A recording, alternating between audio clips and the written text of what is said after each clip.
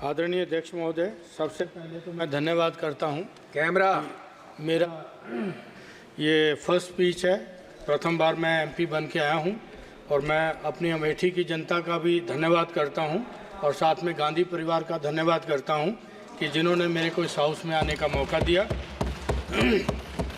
आज ये मैं इस विधेयक भारतीय वायुयान विधेयक 2024 के बारे में बोलने के लिए खड़ा हुआ हूं और मैं इसका, क्योंकि मेरी कॉन्स्टिट्यूंसी के अंदर ही इगरुआ है, इंदिरा गांधी उड़ान अकेडमी है, और दूसरा हमारे यहाँ पे Rajiv Gandhi national aviation university है, और तीसरा हमारे यहाँ पे हिंदुस्तान एरोनॉटिक्स लिमिटेड का है। तो इसके अंदर ट्रेनिंग, सेफ्टी एंड मैन्युफैक्चरिंग, इन तीन के ऊपर मैं बोलने के लिए यहाँ पे खड़ा हूँ। विधेयक के अध्याय 4 के बिंदु LMN ने अपने प्रशिक्षण और प्रमाणन, ट्रेनिंग एंड सर्टिफिकेशन का उल्लेख किया है। इसमें मैं सरकार का ध्यान इस पर आकर्षित भी करना चाहता हूं, क्योंकि ट्रेनिंग की बात है तो हमारे इगरुआ के अंदर 1570 पायलट अब तक देश को उन्होंने दिया, जो कि विभिन्न एयरलाइंस के अंदर अपनी सेवाएं दे रहे हैं, और भारतीय सेना के विभिन्न अंगों को भी वहाँ के को पायलट की ट्रेनिंग हमारे इंस्टीट्यूट के द्वारा मिली है। लेकिन बड़े दुख के साथ कहना पड़ता है कि यहाँ पे ट्रेनिंग की बात कर रहे हैं, लेकिन उसके अंदर जो कि 1985 में ये यूनिवर्सिटी 7 सितंबर को बनी थी। आदरणीय राजीव जी उस समय प्रधानमंत्री हुआ करते थे, उनका ड्रीम प्रोजेक्ट था, उन्होंने शुरू किया था। लेकिन बड़े दुख के साथ ये कहना पड़ रहा है यहाँ पे कि उसका जो ग्रांट है 2015 से उसकी ग्रांट अभी तक नहीं दिया, जबकि पार्लियामेंट कमेटी जो कि डेरेक ओब्रायन के नेतृत्व में बनी थी, उनकी चेयरमैनशिप में, उन्होंने 2018 में अपनी रिपोर्ट भी सबमिट किया था पार्लियामेंट को, लेकिन उसके बावजूद भी, उनकी रिकमेंडेशन के बावजूद भी उसको ग्रांट नहीं दिया गया।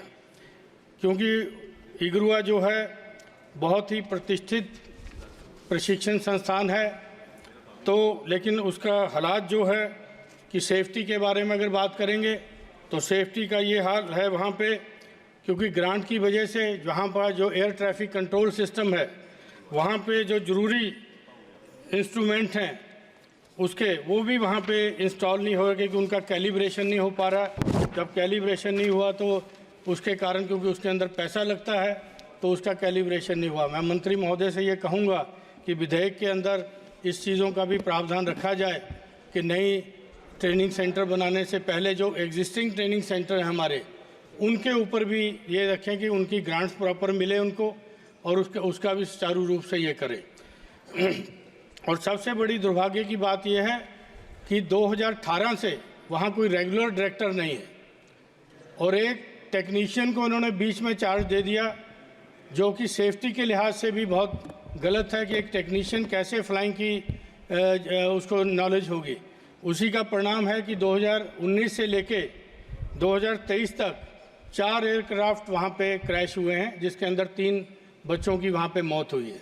तो ये सेफ्टी के नॉर्म्स की बात है, तो इसका भी माननीय मंत्री जी संज्ञान लेंगे, क्योंकि एग्जिस्टिंग जो हमारे हैं उनके ऊपर भी ध्यान दीजिए, बाकी नए तो जो खोल रहे हैं आप खोलिएगा ही उसको। और इसके बाद सबसे बड़ा दुर्भाग्य एक और है, क्योंकि मेरे क्षेत्र के अंदर ये Rajiv Gandhi national aviation university भी स्थापित हुई थी, जो पार्लियामेंट एक्ट 2013 के तहत वहाँ पे स्थापित हुई थी। लेकिन पहला वीसी 2016 में वहाँ पे अपॉइंट हुआ, उसके बाद 2017 में भवन बन के तैयार हुआ। 2018 में जो कंपनी KPMG को पेनल्टी लगाई गई थी डिले करने के लिए, लेकिन दुर्भाग्य की बात है कि उसी कंपनी का पार्टनर बाद में जॉइंट सेक्रेटरी हो गया गवर्नमेंट ऑफ इंडिया में, मिनिस्ट्री ऑफ सिविल एविएशन में, और उसी यूनिवर्सिटी का वो एक्टिंग वाइस प्रेसिडेंट भी हो गया। तो ये चीज़ें भी इस बिल के अंदर संज्ञान लेना चाहिए कि इस तरह के लोग आके खिलवाड़ ना करें, क्योंकि जो डिफ़ाल्टर है, जिसकी कंपनी वहाँ पे डिफ़ाल्टर हुई अपना कंस्ट्रक्शन में, वही आदमी बन के चला आया। तो उसके बाद मेरा 2019 में पहला रजिस्ट्रार वहाँ पे हुआ, 2013-2019 6 साल आप लगा लीजिए। उसके बाद फिर 5 अगस्त 2019 को पहला वहाँ कोर्स लॉन्च हुआ जो पीजी डिप्लोमा एयरपोर्ट ऑपरेशंस का कोर्स है। तो वहाँ पे क्योंकि ये चीज़ें वहाँ हो रही हैं, जो कोर्स वहाँ पे चलने चाहिए थे अब तक, वो अभी तक वहाँ पे नहीं चल रहे। तो ये क्योंकि बहुत महत्वाकांक्षी ये पार्लियामेंट एक्ट के तहत ये बनी थी यूनिवर्सिटी और ये सेंट्रल यूनिवर्सिटी है, तो उसका संज्ञान मंत्री जी को लेना चाहिए। उसके बाद जो इसकी सेफ्टी की बात करेंगे तो यहाँ पे एक कोर्स शुरू किया गया था। वो कोर्स ये शुरू किया गया था कि वहाँ पे फायर सेफ्टी के लिए कोर्स शुरू किया गया था। उसके अंदर इंफ्रास्ट्रक्चर नहीं है, अभी कोर्स शुरू कर दिया गया। उसमें एक बच्चे की जान चली गई क्योंकि एम्बुलेंस अवेलेबल नहीं थी, मेडिकल फैसिलिटीज़ अवेलेबल नहीं थी, उसको जाने में देर हुई। महाराष्ट्र का लड़का था 17 का, वो वहाँ पे 22 साल का बच्चा, वहाँ पे डेथ हो गई।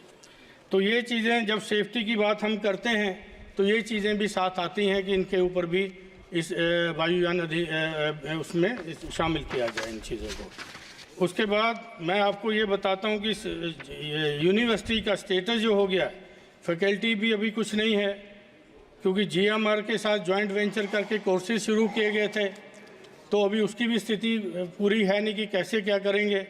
उसके बाद लास्ट के अंदर मैं सिर्फ ये कहना चाहता हूँ कि यहाँ पे जो क्योंकि हमारे लीडर प्रतिपक्ष ने 2A का किया था, A1 A2, जिसकी मैं बात कर रहा हूँ वो A3 का नाम दे देते हैं क्योंकि संसद में शायद नाम नहीं लिया जाता, तो वो भी उसका नाम भी A से ही शुरू होता है। तो वो जिस आदमी ने इतना यहाँ पे वो किया, करप्शन किया और बाद में VC एक्टिंग VC बना और joint secretary government of India बना। उसके बाद यहाँ पे दूसरा ये था, यहाँ पे क्योंकि मेरे यहाँ पे हिंदुस्तान एरोनॉटिक्स लिमिटेड की भी फैक्ट्री है, उसके अंदर मैं ये जानना चाहता हूँ कि इस विधेयक के अंदर क्योंकि ये जो प्राइवेट प्लेयर्स की बात चल रही है, क्या ये HAL को भी उसका मैन्युफैक्चरिंग का काम देंगे या प्राइवेट प्लेयर्स उसके अंदर आएंगे? क्योंकि HAL की अभी वर्तमान जो स्थिति है वो बहुत अच्छी नहीं है क्योंकि वहाँ पे काम की कमी है। तो ये है कि अगर वो पब्लिक सेक्टर है तो उसको भी काम दिया जाए। और बाकी क्योंकि मैं पंजाब से आता हूँ तो अमेठी मेरा संसदीय क्षेत्र है, तो पंजाब में आदमपुर जो हमारा हवाई अड्डा है वो NRIs का मेन गढ़ है, तो उस हवाई अड्डे पे नेशनल इंटरनेशनल फ़्लाइट्स भी अगर शुरू करेंगे तो अच्छा रहेगा क्योंकि NRIs बहुत से लोग जो हमारे विदेशों में रहते हैं वहाँ से जाते हैं। तो मैं दूसरा हमारा फुर्सतगंज का जो सिविल एयरपोर्ट बनाने की बात थी उसका भी काम चल रहा है, लेकिन इतनी धीमी गति से चल रहा है काम कि अगर उसको भी पूरा करेंगे तो हमारे अमेठी और रायबरेली, प्रतापगढ़, ये तमाम जिलों के लोगों को लाभ होगा। धन्यवाद महोदय जी, आपने मेरे को बोलने का दिया। धन्यवाद।